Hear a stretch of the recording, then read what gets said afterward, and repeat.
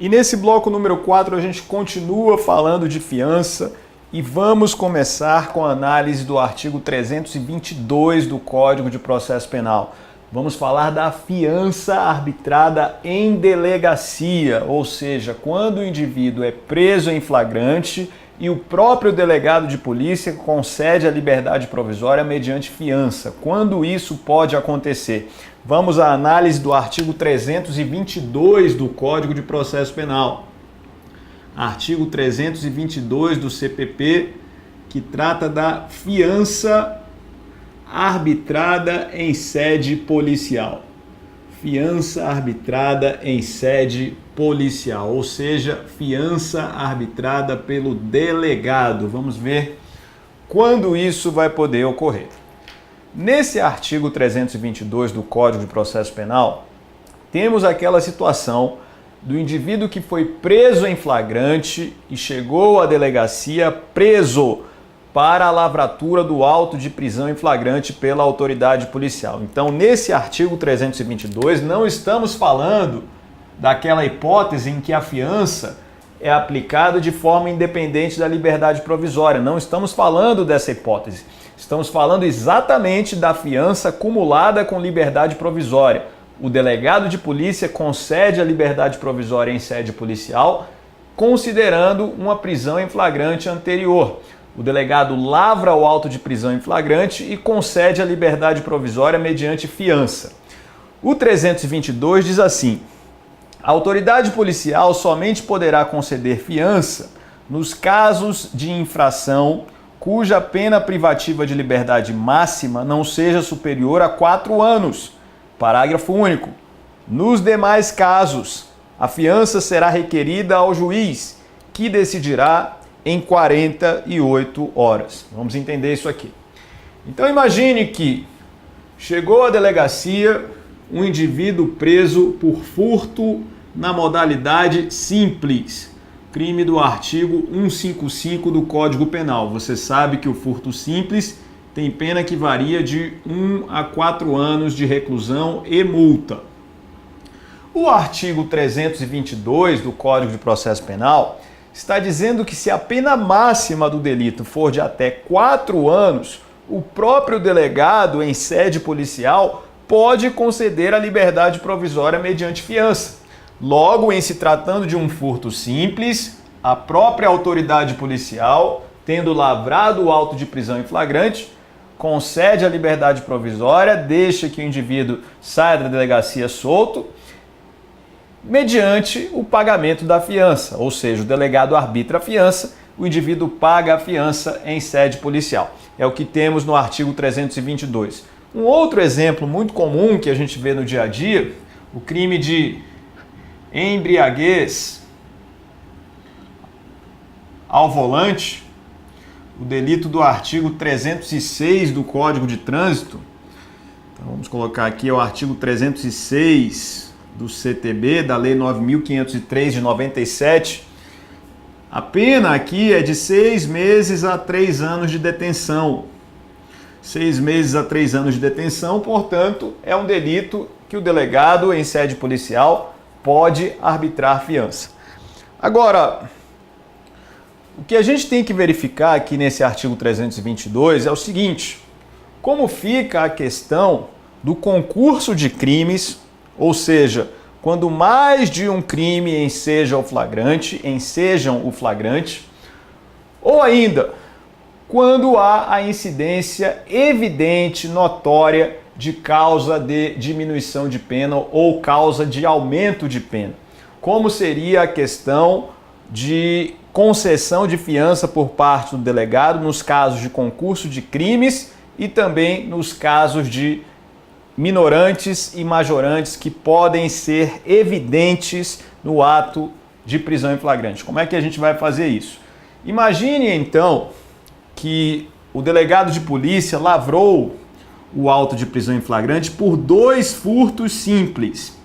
Então imagine o furto de número 1 e ainda o furto de número 2, ambos na modalidade simples. Você sabe que a pena máxima aqui é de 4 anos para cada um dos delitos.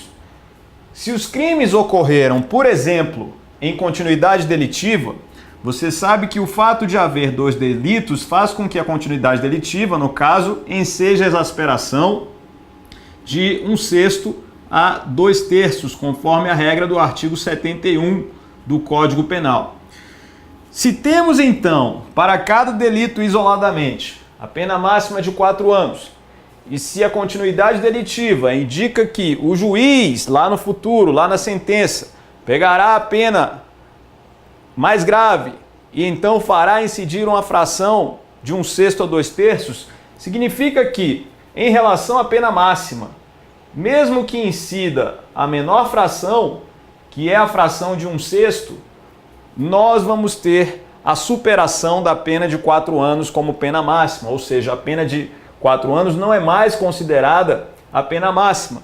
E aí, fazendo incidir a fração de 1/6, é suficiente para ultrapassar 4 anos, de modo que, por exemplo, havendo uma continuidade delitiva, o delegado de polícia não pode arbitrar a fiança se desta continuidade a pena máxima superar 4 anos. Então, veja que no caso de concurso de crimes, se em decorrência do somatório das penas máximas ou se em decorrência da exasperação houver a superação da pena máxima, indo além de 4 anos, vamos ter então a impossibilidade de que o delegado de polícia arbitre fiança em sede policial. É o que se tem entendido na jurisprudência no caso de concurso de crimes. Uma outra hipótese que devemos avaliar é a questão das majorantes e minorantes, ou seja, causas de aumento e diminuição de pena. Então, eu vou trabalhar primeiramente com a causa de aumento de pena. Imagine, então, um furto simples praticado durante o repouso noturno.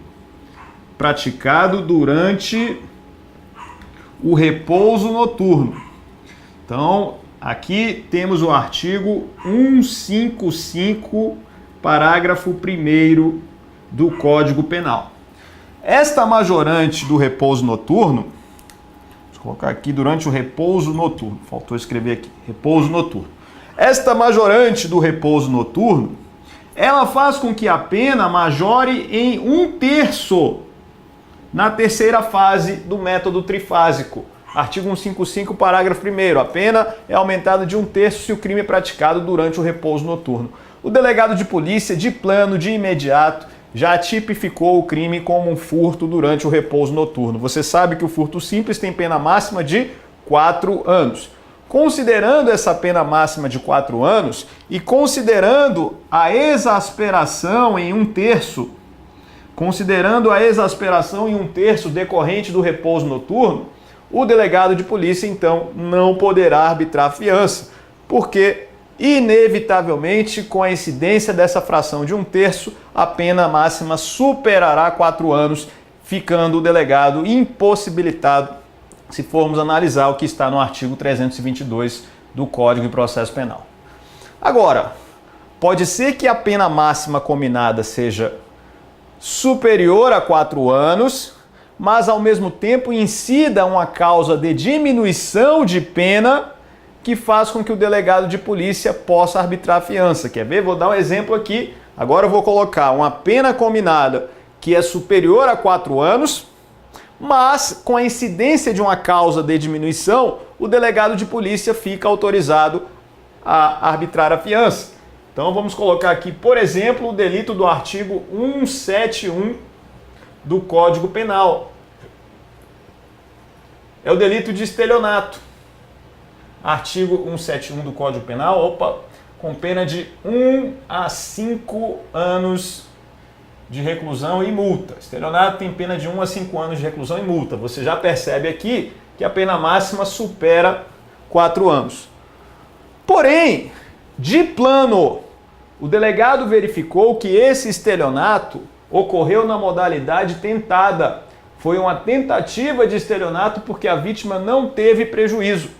Se foi uma tentativa de estelionato, a tentativa é uma causa obrigatória de redução de pena. Sendo uma causa obrigatória de redução de pena, vamos lembrar da regra do artigo 14, parágrafo único do Código Penal, que indica que, sendo o crime tentado, haverá diminuição de pena de 1 a 2 terços. 1 a 2 terços, ou seja, 1/3 a 2 terços quando o crime for um crime tentado. A minha pergunta agora é: o delegado de polícia poderá arbitrar fiança? Sim ou não? A resposta é positiva. Porque se eu reduzir em 1/3, e a gente vai trabalhar aqui com a teoria da pior das hipóteses para aquele que foi preso, ou seja, vamos imaginar que a redução seja a redução mínima prevista para a tentativa, redução de 1/3.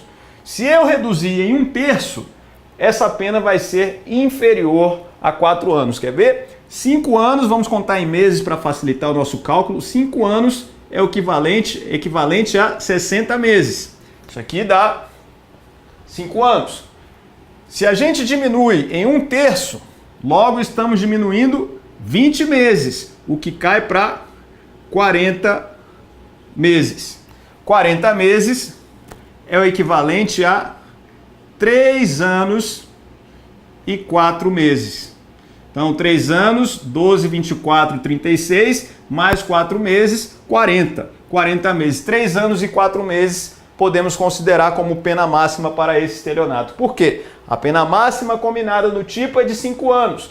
A redução é de 1/3. E veja, nesse tipo de situação, sempre trabalhamos com a teoria da pior das hipóteses. A gente vai analisar as majorantes e também as minorantes, sempre nesse primeiro momento, como sendo a pior hipótese para o preso. A pior hipótese para aquele que está sendo preso em flagrante. Nesse caso concreto, trabalhamos com a pior das hipóteses, ou seja, 1/3 é a pior das hipóteses para a diminuição, caindo a pena para 3 anos e 4 meses. O delegado, então, está autorizado a arbitrar fiança, concedendo, assim, a liberdade provisória na forma do artigo 322. Então, a gente tem aqui o 322 autorizando o delegado de polícia a arbitrar fiança quando a pena combinada for até 4 anos. E o parágrafo único vai dizer: nos demais casos, a fiança será requerida ao juiz, que decidirá em 48 horas. Se, lavrando o auto de prisão em flagrante, o delegado de polícia verifica que a pena é uma pena que supera 4 anos, a pena máxima, não cabe a ele, portanto, conceder liberdade provisória mediante fiança. Quem então fará esse papel? O juiz é quem determinará se vai conceder a liberdade provisória ou não, arbitrando fiança ou não. Isso quando incidir a hipótese do parágrafo único, crimes com pena máxima superior a 4 anos. O artigo 323, ele é um dispositivo que, na verdade, segue tão somente o que já está na Constituição Federal. Ele vai dizer quais são aqueles crimes em que a fiança não é admitida, ou seja, os crimes inafiançáveis. O 323 do Código de Processo Penal traz as hipóteses de crimes inafiançáveis. E ele apenas repete o que está na Constituição Federal. 323 diz assim: não será concedida fiança. 1. Nos crimes de racismo. 2. Nos crimes de tortura, tráfico ilícito de entorpecentes e drogas afins, terrorismo e nos definidos como crimes hediondos. 3. Nos crimes cometidos por grupos armados, civis ou militares, contra a ordem constitucional e o Estado democrático. Todas as hipóteses já estão previstas lá no artigo 5º da Constituição Federal como crimes inafiançáveis. E a discussão no âmbito da jurisprudência é o seguinte: o que significa exatamente essa palavra inafiançável ou inafiançáveis? O que são crimes inafiançáveis? Tudo bem, são aqueles que não admitem fiança, mas qual é o prejuízo que isso traz para aquele que é preso em flagrante? O prejuízo para quem pratica o crime inafiançável e é preso em flagrante é que em nenhum momento o Código de Processo Penal previu a possibilidade do delegado de polícia conceder liberdade provisória sem fiança. Não há previsão no CPP de que o delegado de polícia possa conceder liberdade provisória sem fiança. E aí veja, Se o indivíduo, por exemplo, for preso em flagrante por um crime de racismo, ele será encaminhado até a delegacia e, chegando à delegacia, o delegado, por não poder conceder liberdade provisória sem fiança, já que o crime é inafiançável, esse indivíduo preso não poderá ter a sua liberdade naquele momento em sede policial. E aí o que vai acontecer? Ele vai ter que esperar o juiz analisar a possibilidade de concessão de liberdade provisória e o juiz, concedendo a liberdade provisória, deverá fazê-lo sem fiança, pois o crime de racismo é um crime inafiançável. Então a desvantagem é essa. Em vez de haver a liberdade provisória concedida em sede policial e o crime de racismo, na maioria dos casos, tem pena que não supera 4 anos, o que possibilitaria, em tese, o delegado de polícia quanto à concessão da liberdade provisória, mas como ele não pode conceder liberdade provisória sem fiança, essa análise cabe ao juiz, o indivíduo não poderá ser solto de imediato. Agora, tendo esse prejuízo, existe, no entanto, um benefício, algo que é favorável para este que é preso em flagrante por um crime inafiançável. Qual é esse benefício? O benefício é quando o juiz avalia a possibilidade de concessão de liberdade provisória, se entender cabível a liberdade provisória, se entender que ela é possível no caso concreto, que não há os requisitos da prisão preventiva, o juiz, concedendo a liberdade, deverá fazê-lo sem fiança, porque o crime é inafiançável. Então, comparando duas situações, o crime de homicídio simples não é crime hediondo, portanto é afiançável. Se alguém comete um homicídio simples e o juiz concede liberdade provisória, o juiz pode arbitrar fiança porque o crime é afiançável e naturalmente vai arbitrar, a não ser que o indivíduo não tenha condições de pagar a fiança, isso fique claro. O normal, no entanto, é a concessão de liberdade provisória com fiança num homicídio simples.